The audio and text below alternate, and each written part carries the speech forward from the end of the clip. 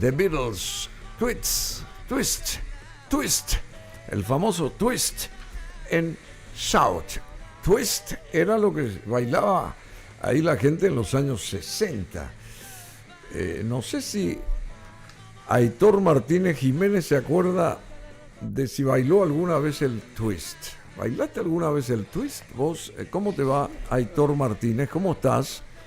Abogado. ¿Qué tal? Muy buenas. ¿Cómo te va? ¿Cómo estás? Es un placer, como siempre, y efectivamente lo he bailado, pero no en la época en la que se produjo, seguro.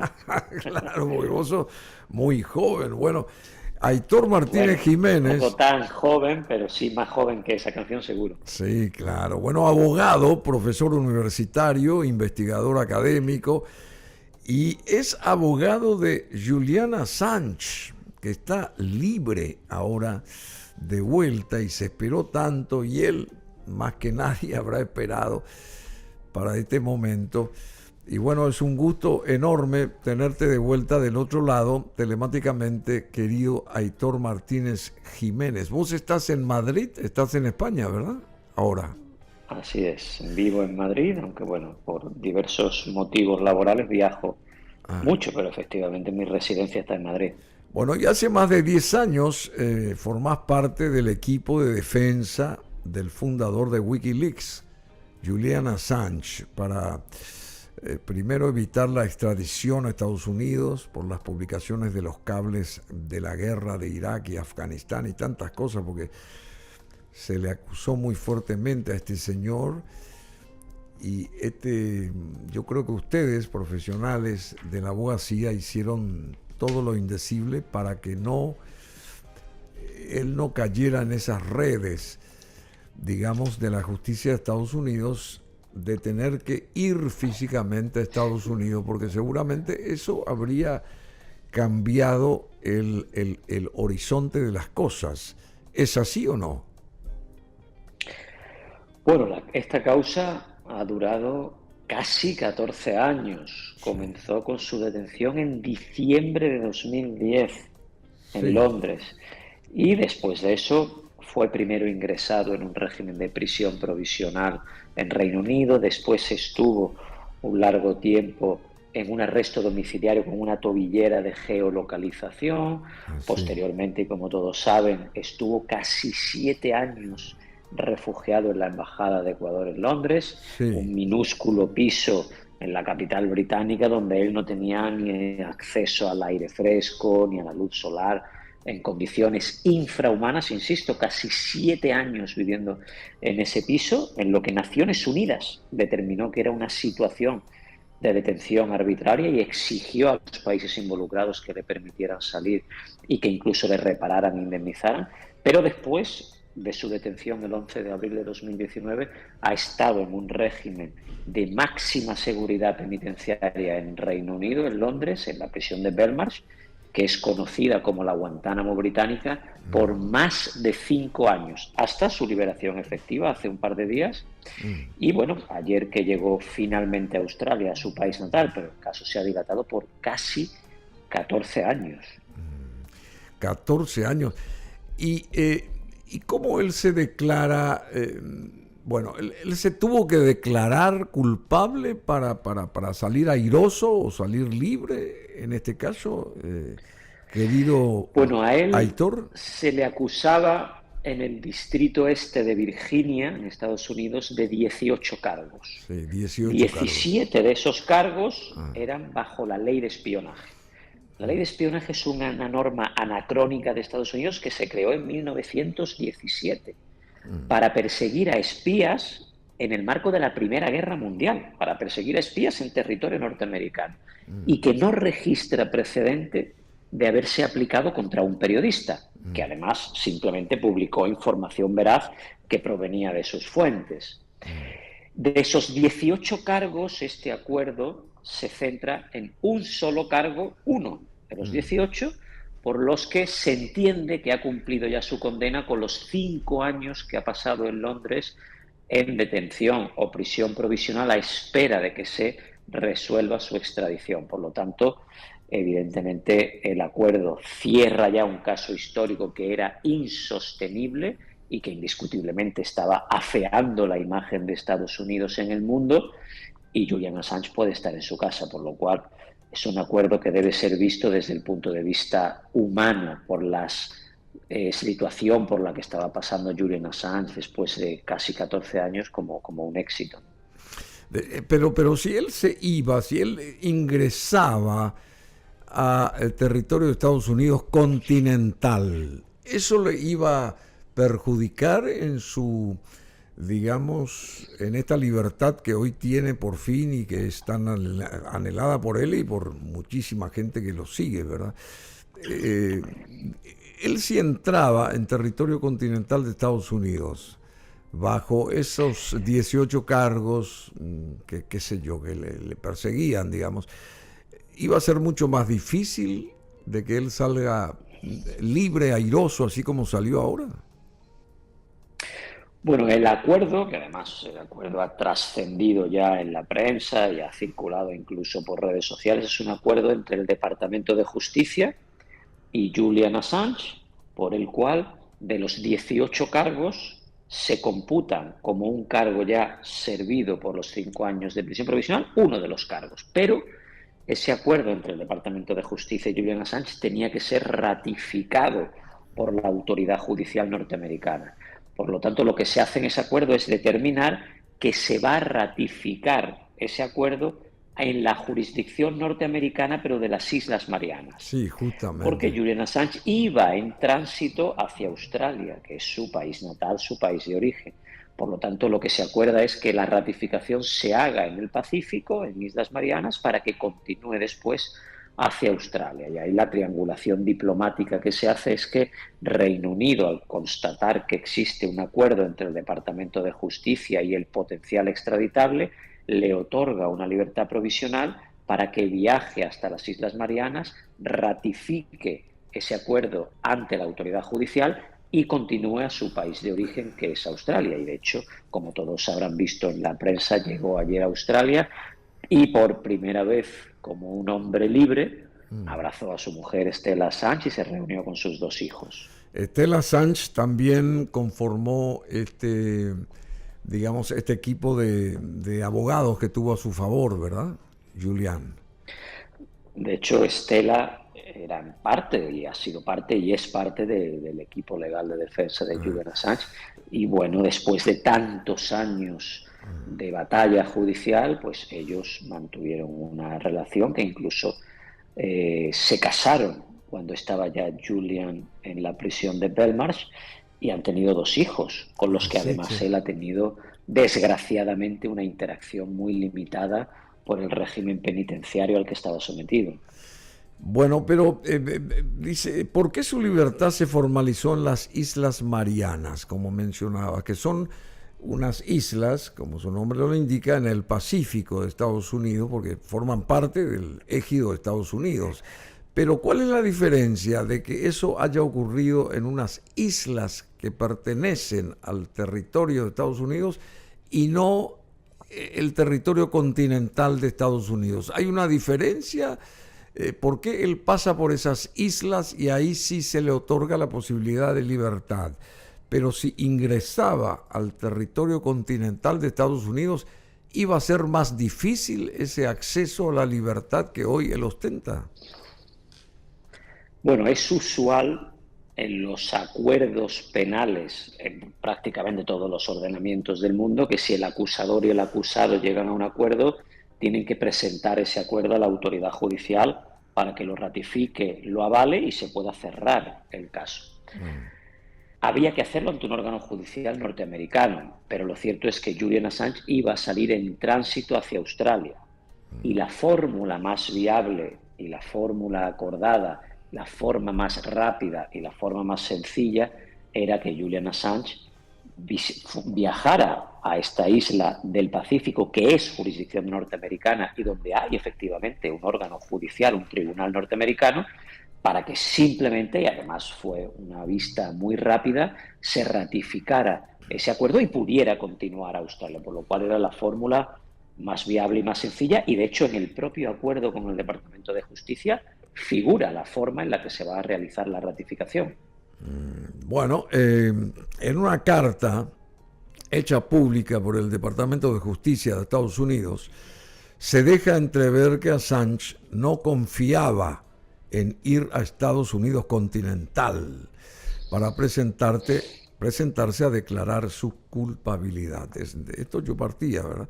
El fundador de Wikileaks tiene una profunda desconfianza, o tuvo, del gobierno de Estados Unidos, hasta el punto de que ha acusado a sus funcionarios de supuestamente planear su asesinato. Pero en eso me gustaría hacer un matiz. Sí, por favor. Y es que Julian Assange no ha acusado a los funcionarios norteamericanos de tratar de asesinarlo, sino que en una causa judicial abierta en España ya surgió una declaración en ese sentido. Pero más relevante aún es que un artículo de investigación en Estados Unidos de varios periodistas muy reconocidos, y entre ellos Mike Isikoff, un reconocido periodista norteamericano, habían tenido acceso a varias fuentes de la inteligencia norteamericana, agentes y exagentes de contrainteligencia. 30 fuentes, y entre otros incluso al ex jefe de contrainteligencia de Estados Unidos, William Evanina.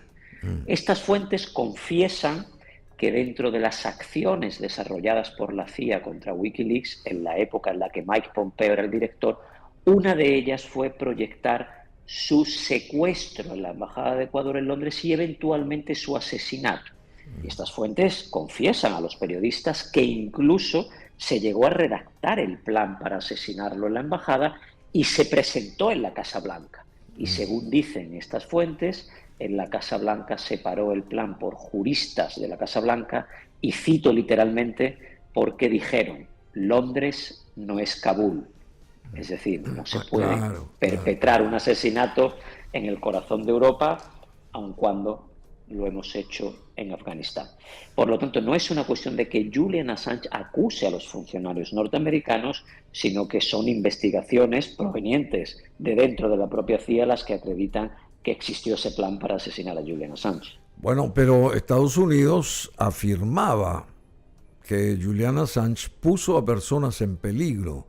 Reiteró Estados Unidos que el fundador de Wikileaks, quien recobró la libertad el miércoles, ayer, tras un acuerdo con la justicia de Estados Unidos, puso a personas en peligro al divulgar documentos confidenciales en la década del 2010. Y los documentos publicados daban información que identificaba a personas en contacto con el Departamento de Estado de Washington, que incluían líderes de la oposición, activistas de derechos humanos de todo el mundo, cuyas posiciones quedaron en peligro de alguna manera por su revelación pública. Esto declaró a periodistas el portavoz del Departamento de Estado, Matthew Miller. Estás al tanto, ¿verdad, Aitor? Sí. Sí. Bien, ante esa aseveración del Departamento de Estado solo se puede responder que es falsa. ¿Falsa? Y voy a decir por qué es falsa. Sí. En el primer juicio que se hace en Estados Unidos contra Chelsea Manning, que en Estados Unidos alega fue la fuente de Wikileaks en los Iraq War Logs, los Afghan War Diaries y el Cablegate, jamás Estados Unidos pudo dar el nombre de una sola persona. Una persona nominada, una persona singularizada que haya recibido o haya sido dañada por la publicación de esos cables. Pero es más, después, durante la extradición de Julian Assange, durante todo el proceso de extradición, se le exigió nuevamente por parte de la defensa que diera un nombre, una persona, un concreto caso de alguien que haya sido dañado por esas publicaciones. Jamás ha podido Estados Unidos dar un solo nombre. Pero es que voy más allá. En la ratificación del acuerdo el otro día ante la autoridad judicial norteamericana en las Islas Marianas, el propio juez norteamericano dice literalmente, y está transcrito en la prensa, que jamás se dañó a ninguna persona con esas publicaciones. Por lo tanto, ese comunicado del Departamento de Estado solo puede ser tildado de falso. Bueno, y ahora cómo está él, digamos, él goza de plena libertad, ya nadie va, digamos, detenerlo, acusarlo o investigarlo y qué sé yo, a partir de ahora, ¿cómo es digamos, él tiene una plena libertad a partir de ahora, después de 14 años de penurias en todos los sentidos, este señor de Australia, Julian Assange? Sí, su solicitud de extradición al Reino Unido estaba vinculada a la causa que estaba abierta en el distrito este de Virginia y esa causa ya se ha cerrado con este acuerdo y con la ratificación judicial de este acuerdo. Por lo tanto, Julian Assange es a día de hoy absolutamente libre y no pesa sobre él ninguna solicitud de detención internacional ni ninguna solicitud de extradición. Y bueno, ¿y él planea volver a dirigir Wikileaks, por ejemplo, y volver a trabajar tal como lo hacía antes de la detención? ¿Qué prospección personal él está barajando o estudiando a partir de ahora, querido Aitor? Bueno, desconozco qué va a hacer Julian Assange con su futuro profesional. En el momento en el que abandonó la prisión, intercambié con él algunas palabras, pero desde el punto de vista humano, no era un momento para disquisiciones ni jurídicas ni profesionales. De hecho, ha llegado a Australia, no ha dado ningún tipo de declaración, se ha reunido con su familia y lo que necesita es ahora descansar. Hay que tener en cuenta que Julian Assange ha sufrido padecimientos físicos y mentales por casi 14 años que han sido denominados por el relator de la ONU contra la tortura como de una tortura sistemática generalizada y continuada en el tiempo, con unos daños físicos y mentales enormes. Por lo tanto, ahora lo que procede es que se recupere con su familia y posteriormente estoy seguro que él comunicará si va a seguir o no ejerciendo y dedicándose al periodismo. Entiendo que sería absolutamente legítimo que continuara con su labor de periodista, básicamente porque es un icono del periodismo y un icono de la libertad de prensa, hasta el punto de que es el periodista más reconocido y laureado de todos los tiempos. Basta solo analizar el volumen de premios que atesora una persona que además ha sido nominada reiteradamente cada año al Premio Nobel de la Paz, por lo cual sería absolutamente legítimo que como icono que es del periodismo siguiera ejerciendo la labor de periodista, pero será él el que comunique si piensa o no hacerlo. Bueno, Julian Assange planea nadar todos los días, entre comillas, y dormir en una cama de verdad, dice su propia esposa. Y yo te consulto esto a Aitor Martínez Jiménez, abogado y bueno, defensor de Julian Assange desde hace mucho tiempo, desde hace una década más o menos. De todas aquellas conversaciones, aquellos encuentros, porque habrás tenido encuentros directamente con él a lo largo de todos estos años, ¿qué es lo que te queda de ese acercamiento, casi hasta si se quiere personal, con Assange? Una frase, una reflexión suya, algún comentario en un momento difícil. ¿Algo pudiste captar y te quedó algo de uno de esos encuentros que has tenido con este señor australiano? Pues yo diría que, claro, dentro de las infinidad de encuentros que he tenido con él en esta década, de reuniones, de charlas intensas y largas, que es una persona que ha sacrificado 14 años de su vida en defensa de la libertad de expresión y de la libertad de prensa en el mundo. Y que estoy seguro que con el tiempo y con perspectiva histórica lo veremos como un héroe. Porque los héroes no se gestan en el momento. Los héroes se gestan siempre con perspectiva histórica. Pensemos, por ejemplo, en la figura de Nelson Mandela. Nelson Mandela fue condenado e ingresado en prisión por terrorista. Y con el paso del tiempo y con la debida perspectiva histórica ha devenido indiscutiblemente en un héroe del siglo XX. No tengo ninguna duda de que Julian Assange va a ser considerado con perspectiva histórica un héroe del siglo XXI. Porque la libertad de prensa que él ha defendido y que él ha erigido y por la que ha sacrificado 14 años de su vida es un derecho fundamental para las democracias. Si los gobiernos pudieran ocultar sus crímenes, pudieran ocultar su corrupción y los periodistas no tuvieran el derecho a rascar y escarbar en las entrañas del poder para ofrecernos a los ciudadanos la verdad sobre el ejercicio del poder, las democracias habrían muerto. Y esa es la gran labor que tiene el periodismo en el mundo, que es desnudar al poder para que los ciudadanos sepamos lo que están haciendo nuestros gobernantes con el poder que les hemos otorgado.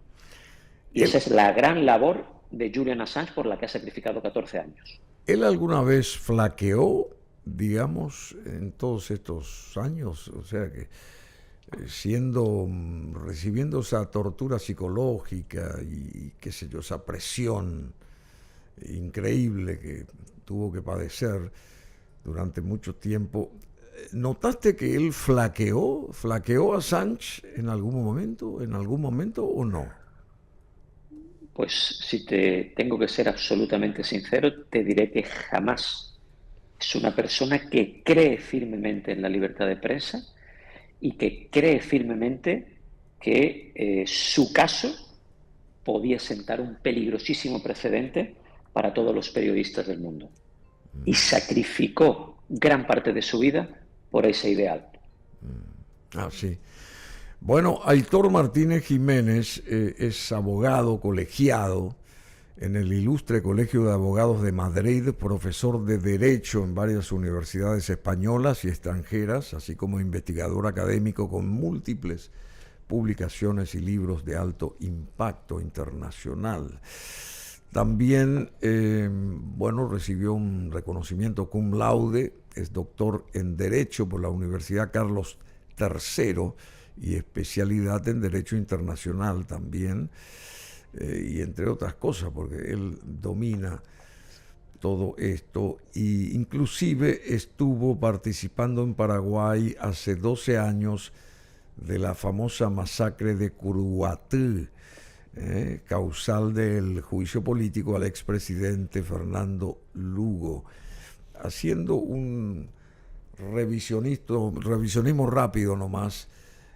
Hace 12 años ocurría eso. ¿Qué recordás de aquel momento que, hizo que el propio presidente tuviera que dejar su cargo, digamos? Acá en Paraguay estamos hablando. Salimos completamente por otro lado, pero vos participaste también de todo esto hace 12 años. ¿Qué recuerdos te llegan de lo que pasó en aquel entonces? Pues en primer lugar, aunque no lo creas, hay un hilo conductor con Wikileaks. ¿Ah, Es sí? necesario recordar que cuando Wikileaks publicó el Cablegate y se publican cables de las embajadas de Estados Unidos en muchos países, hay un cable de la embajada norteamericana en la que abiertamente se explica, en un cable, claro, era confidencial, que diversos políticos paraguayos, y no voy a dar nombre, el cable está publicado y quien quiera puede ir a consultarlo, habían mantenido reuniones con la embajadora norteamericana en Paraguay en aquel momento, Lilian Ayalde, para diseñar un plan en el que forzar un impeachment, un juicio político al presidente Fernando Lugo para expulsarlo del poder. Ah, sí. Políticos paraguayos reunidos en la embajada norteamericana hablando sobre la posibilidad de expulsar a un presidente constitucional de su mediante cargo, cualquier hecho que pudiera eventualmente justificar un juicio político. Poco tiempo después, llamativa y curiosamente, estalla el caso Curuguatí y efectivamente se materializa ese juicio político que ya se había proyectado antes dentro de la Embajada de Estados Unidos en Asunción. Por lo tanto, en primer lugar, hay una conexión llamativa entre Wikileaks y cómo esta agencia de noticias ha ofrecido al mundo verdad sobre los hechos que hemos padecido, incluyendo los que ha padecido Paraguay, y ese cuestionable y controvertido juicio político a Fernando Lugo. En lo que tiene que ver con la masacre de Curuguatí, al margen de que aquella resolución de la Corte Suprema de Justicia puso fin a un caso que indiscutiblemente no tenía ningún sustento para la condena de esos campesinos, el caso sigue abierto en la Comisión Interamericana de Derechos Humanos y, de hecho, superó ya la fase de admisibilidad y se encuentra en análisis de fondo. Y ante la Comisión Interamericana yo continúo defendiendo a los campesinos que sufrieron larguísimas prisiones provisionales, una huelga de hambre extrema, que todos recordaremos, y una persecución política indiscutible por parte de un fiscal que tenía intereses personales con las personas involucradas en esos hechos y en un contexto político en el que se les demonizó para ser una pieza de ajedrez en el juicio político que se desplegó contra Fernando Lugo. ¿Y ese fiscal es o fue? Bueno, creo que es público y notorio que fue el fiscal Jalil Rachid. Bueno, querido Aitor Martínez Jiménez, muchísimas gracias, muchísimas gracias. Yendo al tema que nos telemáticamente nos conectó, el caso de Julian Assange, él entonces está libre, puede, digamos, hacer lo que le venga en ganas. A partir de ahora nadie se va a meter en su vida o con su vida a partir de ahora, si es que él también no provoca nada de este tipo de cosas. Otra historia similar a la que supuestamente originó esta, digamos, este derrotero terrible por las cárceles y por los lugares donde tuvo que esconderse durante 14 años para preservar su propia vida también. A partir de ahora él está libre completamente y depende de él para que continúe de esta forma, ¿verdad? ¿Es así? Efectivamente, la causa está cerrada, está ratificada ante la autoridad judicial, ya no pesa contra él ningún cargo, ninguna orden de detención, ninguna solicitud de extradición y Julian Assange es totalmente libre. Ahora bien, esta causa, que ha durado 14 años, ha dejado un peligroso precedente para todos los periodistas del mundo. Julian Assange publicó la comisión de gravísimos crímenes de guerra. Estoy seguro que los que nos están escuchando recordarán como ejemplo aquel vídeo que ha recorrido el mundo en el que unos militares norteamericanos sobrevuelan con un helicóptero Apache un barrio de Bagdad y, como si estuvieran jugando a un videojuego, disparan indiscriminadamente contra civiles desarmados, incluyendo 2 periodistas de la agencia Reuters, a los que asesinan. Posteriormente, un padre que iba con sus hijos al colegio y para socorrer a los heridos es disparado también y muere el padre y dejan gravemente heridos a los hijos. Los militares norteamericanos que cometieron ese crimen de guerra jamás fueron condenados y el periodista que en su labor de periodista publicó esa información enfrentaba 175 años de cárcel. Y además bajo una ley que es la ley de espionaje, que intenta asimilar la labor de un periodista a la labor de un espía. Por lo tanto, este caso, que ha durado 14 años, sin ningún género de dudas, nos tiene que llevar a una conclusión. Y es que el derecho a la libertad de prensa no está garantizado en el mundo. Y que se ven aún este tipo de agresiones. Y que tenemos todos, y principalmente vosotros los periodistas, que combatir para consagrar el derecho a la libertad de prensa y que ningún periodista sea perseguido por decir la verdad. Qué bueno lo que decís, que ninguno sea perseguido por decir la verdad. Muchísimas gracias, Aitor Martínez Jiménez, y estaremos reencontrándonos, si nos permitís, en cualquier momento, ¿te parece? Claro que sí, por supuesto, será un placer. Bueno, muchas gracias, muchas felicidades por esa labor tuya también, profesional, al remango, así que muchísimas gracias. Aitor Martínez Jiménez.